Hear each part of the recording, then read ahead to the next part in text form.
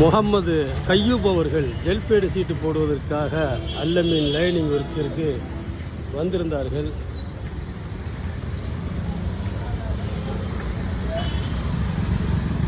அவர்களுக்கு friend bag ரெண்டுலேயுமே gel போட்டிருக்கு. முகமது கையூப் உட்கார்ந்து பாருங்க.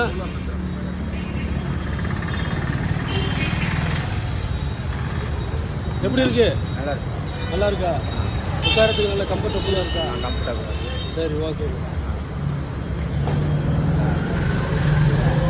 முதலில் ஜெல்பேடை அறிமுகப்படுத்திய அல்லமீன் லைனிங் ஒர்க்ஸ்.